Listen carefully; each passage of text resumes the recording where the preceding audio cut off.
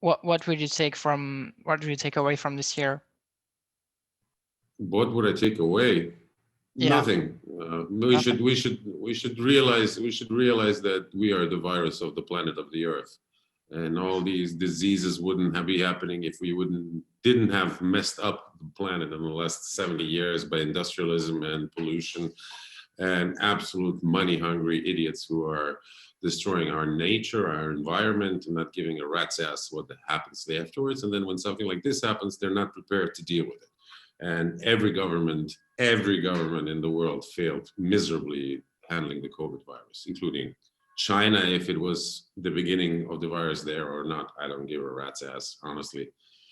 Every government messed up and Yeah. failed us.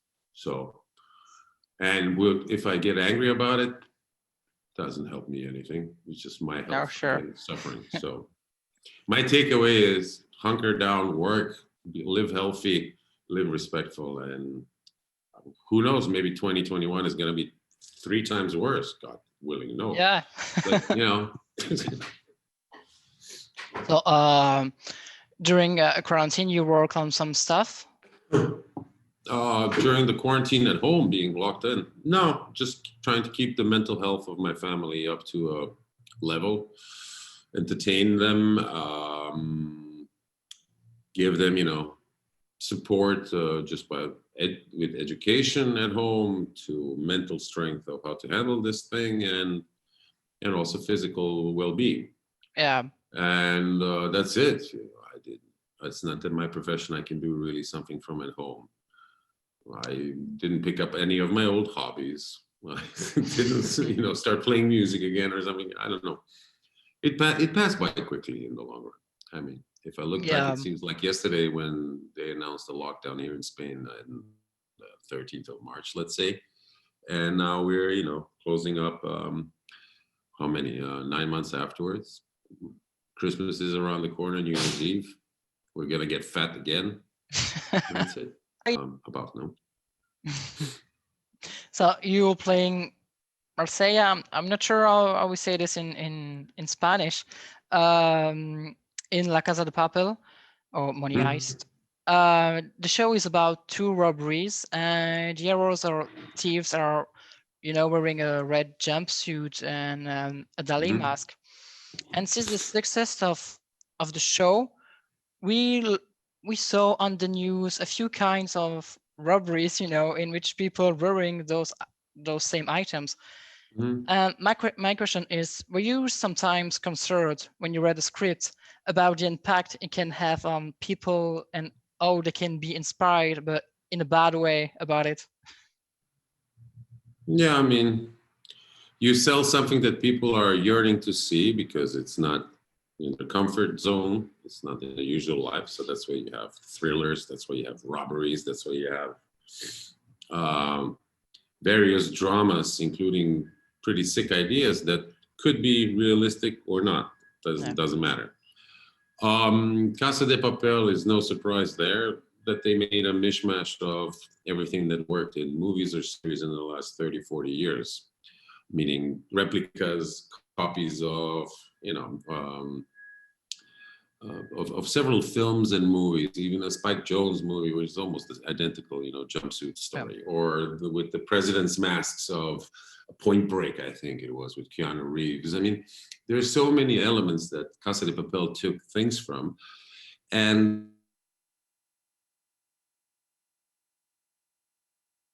into a role to portray it. If you tell me that it's going to produce robberies here and there in our same outfits, I will tell you, yeah, that's more or less logical, but it's not going to be 85, 90% of the audience is going to do it. It's going to be wacky, several ones that are going to do it.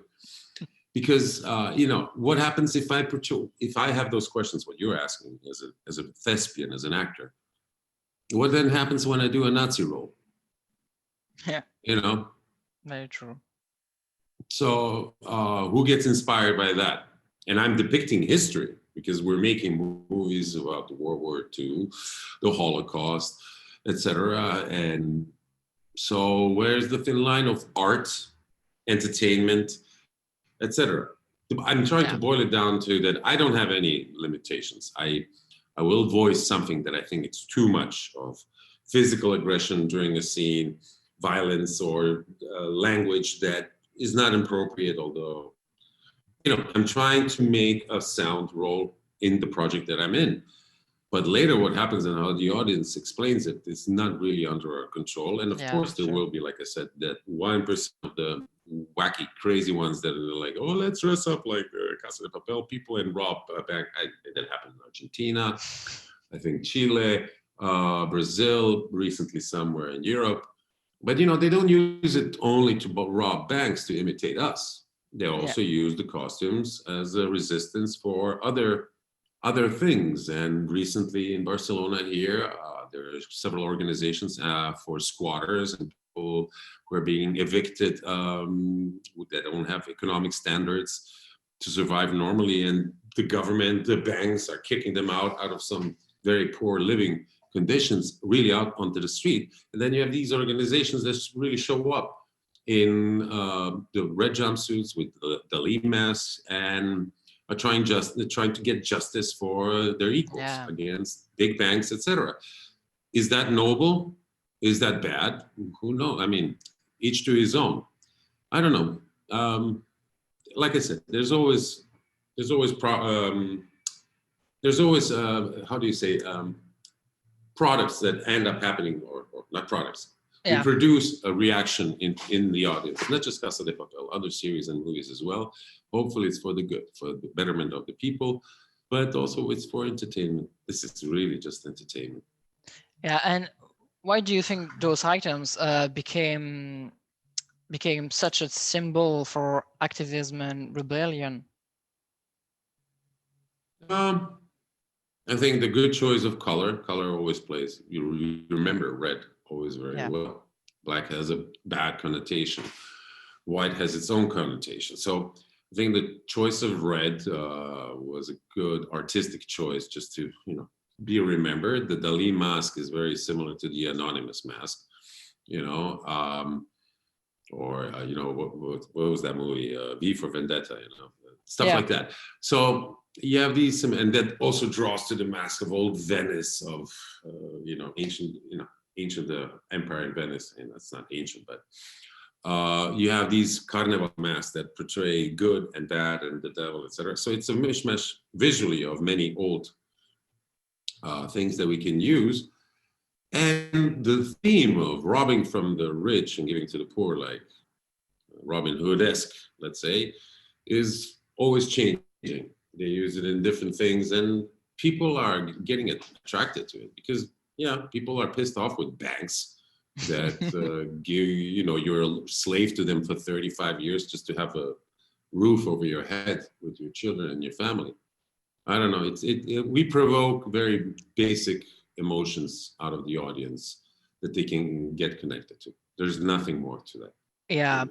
And the show tends to kind of humanize criminals, showing that Yeah.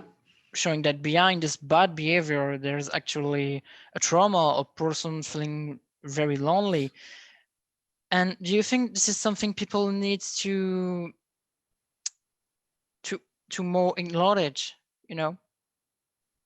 I think it's like I said, it's ever present and has been. I mean, you're not born bad. Nobody's born bad Yeah. or Sure. evil. You're taught that by your environment, by your surroundings, by your family. Now, where does that click happen that you think that robbing, stealing, being violent, aggressive, whatever we consider as bad behavior or criminal behavior, whatever that produces? I mean, how it gets produced that you live in such a life. There's so many factors. There's many countries that are trying to, instead of putting people into prisons, they're trying to rehabilitate them through psychology or psychiatric sessions, etc. Just to going back to the root, what got them bad. So if you show, the good side or the soft side of a criminal and you humanize them, okay, that's true. Well, let's take the romantic heroes and show their bad sides. You know, it's how you explain a story. And is it fair to give them a character for the people to like them? If you want to make a successful series, yes, it is fair. You Yeah. need it because then the audience connects to them, and that's it. Now, will I try to justify or go back to the history and humanize that crazy Danish guy, or no, Norwegian guy, Hovik Harvik or whatever? He came to an island and killed 100 and something people with a shotgun a couple of summers ago. I'm not gonna humanize him. He is pure evil. Yeah. He is pure evil. I don't even want to get to know why he was capable in his head to commit such a heinous crime. So humanizing such a person, but making a TV series, come on, man, we need material. Can you tell a bit about part 5? About what? About The fifth season, 50, season season 5. 5. Yeah. We're working on it. We're shooting it. We're happy to be back shooting. We started in August. As you guys know, as the fans know, and we also know, they never tell us what's happening. They never tell us how many really episodes we're gonna do, how many seasons it's gonna be, what is gonna happen in the next episode. Like I don't know how many, 5, 6 scripts already. I'm not gonna tell much more, but I have no freaking clue how it's gonna go, how it's gonna end, or what's happening. Because every episode's like when you watch it, every episode is so insane and so intense that you don't know where they're going with their story, which is amazing. But I cannot really tell you, of course, much more contract requirements, and honestly, because I have no freaking clue what's going to happen in the end, and that's it. But we're working hard. It's very difficult to work in these conditions with COVID. It goes much slower. There's tests. We're very more meticulous right now. So, but we're working. So I'm happy. To knock on wood. So it's a bit slower to shoot because of the COVID. That's it. Yeah. Okay. We're not getting enough stuff done. You don't want people together that much. I think that I've noticed that based on the scripts and kind of the shooting schedules, there's definitely less scenes with lots of people. Yeah. I think it kind of automatically grew into the heads of the producers and the writers to limit the possibility of people getting infected and too many people together. So we barely had any scenes with lots of people or extras and so on, which was normal in the first 2, 3, 4 seasons. That's obvious. So, and it's all like more studio oriented. We don't go out shooting in locations that much as we did before, because you can then keep control of the conditions, and that's why it's also slower, etc. So, and it's logical. You want to, the world is looking for another season of this really hit show, and you have to give them something. And but it was very difficult to even start, really, honestly. Back in June, I didn't know if we're gonna start or we're not gonna start. I was really desperate, not desperate, but I was anxious. I was anxious because it was an accumulation of waiting since August. When are we gonna? We're supposed to, I think, start shooting in March and April, but then with the COVID, it all went to shit. Excuse my French. Yeah, so we're happy we're back, but it's going slow. And we're all healthy. We're all healthy, which is I'm very grateful for that. Yeah. And don't you think that maybe 5 seasons was a bit long for this show? Because I mean, the audience was kinda unsure about 2 robberies because they were afraid that the show were going to be redundant. So yeah. It's a perpetual question, which is a fair question. I saw at some moments I think, yeah, maybe they shouldn't have gone, and then at the moment I realized, if they wouldn't have gone on, I wouldn't be part of it. So yeah, I'm happy that they're going on. No, honestly, in regards of what the audience says, it's a thin line.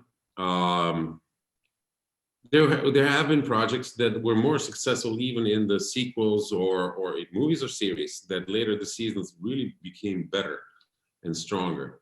And then you have ones that failed and you really shouldn't have done it. Here, I think there's a mishmash. There's some moments that I sometimes feel, there's a repetition. There's Yeah. something very schabloon-like, or that's very similar to the first two seasons. But then there's new materials and there's new actors and there's new moments that really make it shine.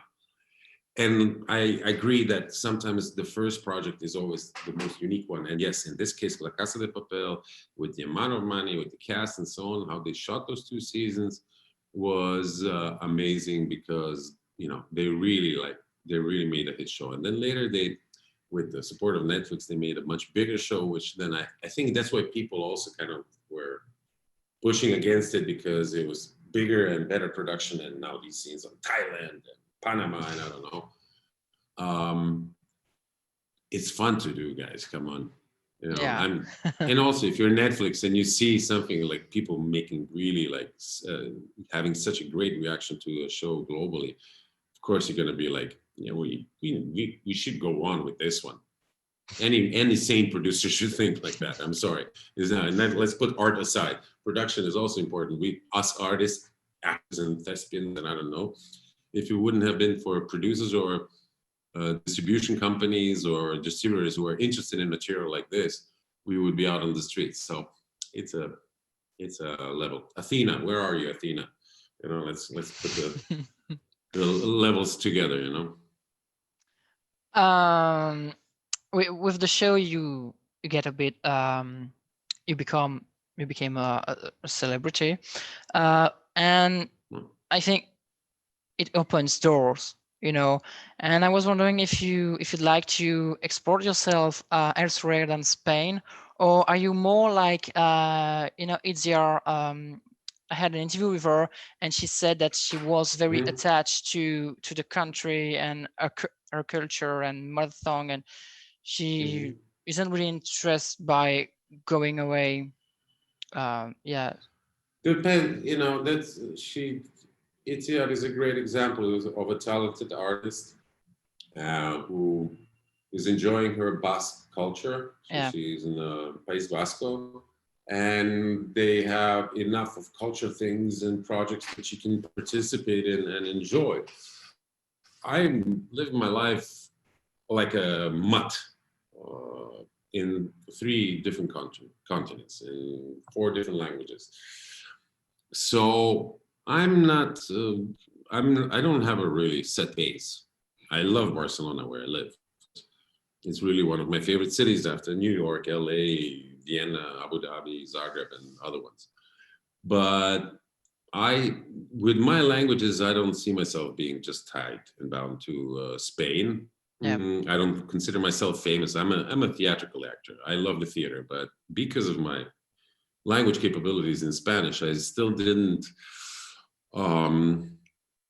I don't feel secure enough to step on the stage here in Spain and act in Spanish. In Madrid, for instance, where I think they really have good theater.